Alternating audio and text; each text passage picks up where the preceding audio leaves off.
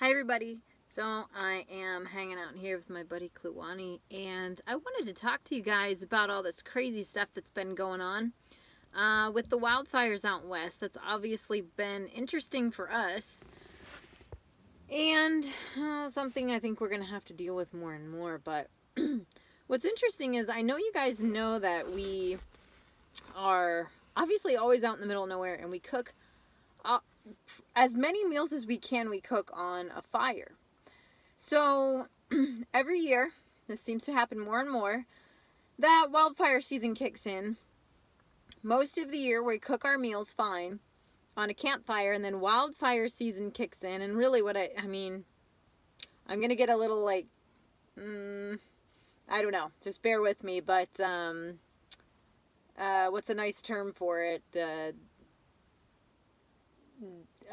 Dummy season comes in. That's the nicest way I can put it. And people start doing really stupid stuff. And that's what causes a lot of these issues with fires. I know there's lots of reasons and lots of causes. I don't want to get into all that right now. Ecological, climate. But then there's the dummy factor too, the just pure dummy factor. And all of it drives us crazy because, we're very concerned about the direction that we're going with the planet and the poor treatment of nature and just this total disconnection that everybody has now. And I understand that people just, they're not growing up, they're not as connected, and so how could you be connected if you don't learn that? And that we all have the chance to change, and that's fine. But there's some common sense stuff out there too, in just the way you treat your home, or the way that everyone's treating our shared home. And all this stuff about people going out, and you saw the gigantic fire pits that we find. And just, you can go out and you can have fun, but you don't have to be a complete moron and make the world's biggest fire pit and, poke at it and throw your bottles all over the place and all this crazy stuff that people are doing. And then, of course, there's the whole gender reveal party thing, which has been one of the dumbest things that I've ever heard of, that everybody seems to be doing. And how many fires now have started because of that? It's my understanding that lives have been lost because of it too. So, not really okay, especially when it's something that's totally unnecessary. But, okay, so let me get beyond that, because I could rant about that all day. It drives me crazy as it is. We all need nature, and so it's pretty sad. But then on top of it, just from our perspective, we cook on fires. We cook our food on fires. And so, we could get into these discussions about freedoms. And we talk about being free, obviously a lot in this country. But what is free? So, do you have free access to food? And do you have free access to preparing that food in a way that we can eat it? And we've been cooking food on fires for a very, very long time as humans. So restricting that ability gets to be really weird in terms of wondering if we're really free. If I can't go out and get food and cook food freely, then I don't find that to be free. I mean, our water's polluted. That's bad enough as it is. You know what? I could get into this on a totally different video, and maybe I will someday, because it's very important, very relevant to what we do here. We need to be able to survive, and if we want to live this way and not be dependent upon the civilization, cities, the city structure, which I don't want to be. I don't agree with the city structure. But it can be very difficult to fully separate from our modern city structure and civilization if we end up being forcefully dependent on that structure, which happens. Water's a perfect example, right? So if we can go and we can get free water and drink it, it seems like a basic right. If that water becomes polluted and then all of a sudden you need, say, a filter to drink that water, well, now we have to buy that from this system. And that's where we're at now. We have to buy filters to drink safely. I understand people might think that they don't need them and they might not use them, and sometimes they're okay. But hey, the second that you drink water that makes you sick, you're going to wish you had a filter. But that's for the obvious sicknesses. Some of that could be natural in the environment. But some of the other stuff is more long-term issues that you can get. from issues with the water. So that's just a perfect example of needing, then you need money. It's not like you're going to barter for a water filter, right? So you need money. And where do you get that from? Well, this system. So this is not okay to me to build a system that forces people to depend on it. Now, we here try to break away as much as possible, but I mean, and some people get on us kind of hard about this, just different things. Well, you do this and you do that, you know, we drive a vehicle. Well, I don't really want to just walk around and be murdered or have something stupid happen because we are trying to walk around and we have 3 dogs. I mean, it just becomes kind of silly for us to get picked on for these little things we do. And it gets frustrating for us, right? Because at the end of the day, we're living one of the most simplistic lifestyles around. I mean, our vehicle is our home. That's it. End of story. And we don't have total control over there being another option, right? We're doing it in a manner that's safe and reasonable. But beyond that, we've let go of a lot of luxuries in society, a lot of things that people don't even label as luxuries. Okay. Back to what I was talking about, because I said this can get really, I guess, kind of deep. But I'm frustrated because every year we get restricted on being able to have a fire, which means now we can't cook our food on fire. So what do we have to do? We have to buy propane during those times, and that's a cost to us. It's not like anybody's spotting that cost. That's more expensive for us. And should we be forced to not be able to have a fire to cook our food? I guess there's different opinions on that, but I think no. And people would say, well, you know, we have to keep, you know, from having big wildfires, so you shouldn't be able to have a fire. But understand that our tiny little fire that we have, that we cook our food on, you don't need a very big fire to cook food on. I think Ramsey made that point last time. Our little fire, very unlikely to cause a raging forest fire, especially if you do it smart, which we do. We have a lot of water on hand. Sometimes we're by rivers. There are ways to be pretty safe.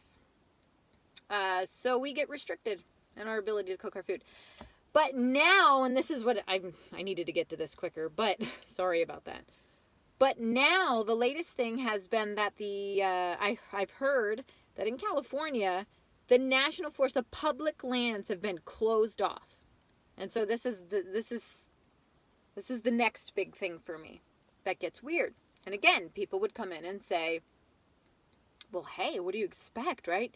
Rescue efforts, and, you know, there's a lot of morons that could get out there and do stupid stuff still, and we can't afford any more issues. And I get it, and I agree with that.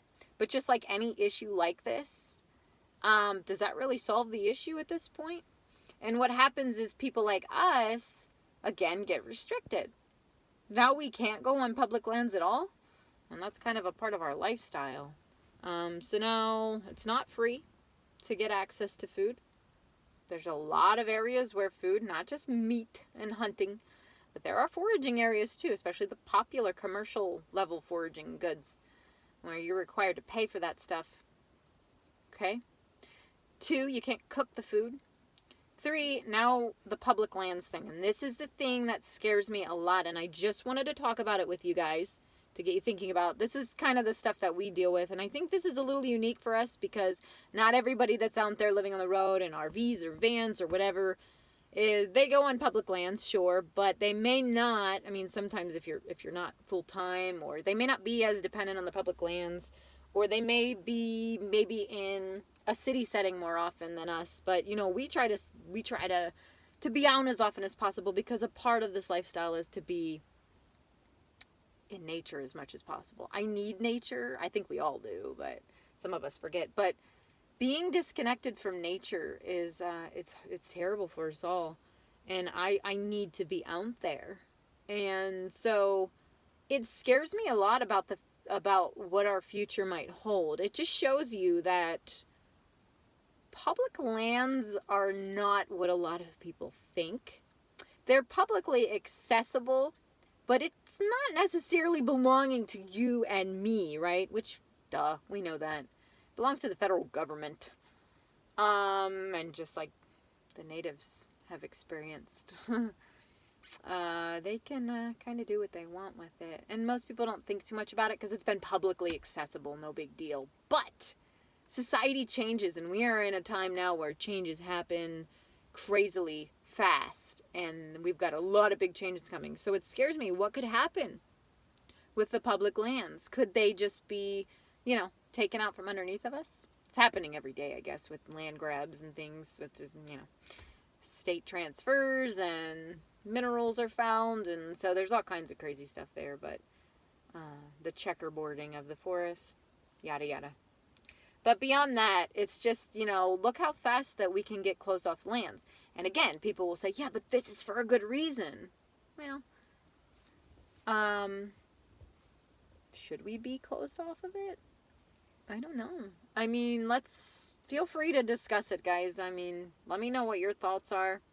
I'm interested, but I've kind of already shared my thoughts there, in that I don't think we should. Because I think what it comes down to is, at the end of the day, it's not really fair for people who treat the land right to get the punishment from people that are treating the land poorly. And I don't know. I just see this as kind of a continuously degrading issue where this happens, and then of course you could just close off our access because the public's going to go along with this, and the next thing you know, more land's closed off. That can quickly escalate. And what I don't want to see is a future where we don't have access to the public lands like we should. Once we lose that, it's not going to be a real nice world. That's like our only thing we have. I mean, in terms of getting out there and getting close to nature. A lot of it's pseudo-nature as it is. Okay, guys, I'm going to leave it at that for the night. I just needed to get that off my chest because I saw the headlines. I saw that public lands closing in California. We love California in the fall. I don't know what we're even going to do at this point. But it's a big issue, and it's actually something I was thinking about before this all happened. I was thinking about events happening that give the green light for closing off access, and I think it'd be a hard thing for them to technically manage, but it just shows you how quickly your access to public lands can be taken. And then what do we have? We just have access to cities? I mean, what are people going to do? Kids need nature. So yeah, I don't know. I'm just a little concerned. It's bothering me. And I hope that this isn't the new norm. Too many new norms this year that are bothersome. But anyway, I'll leave it at that. Feel free to share your comments and let me know what you guys think. And hope everyone is doing well out there, especially those of you who are out west. And we will hope for the best here in the near future, but I guess we'll have to see what happens. But you guys take care, and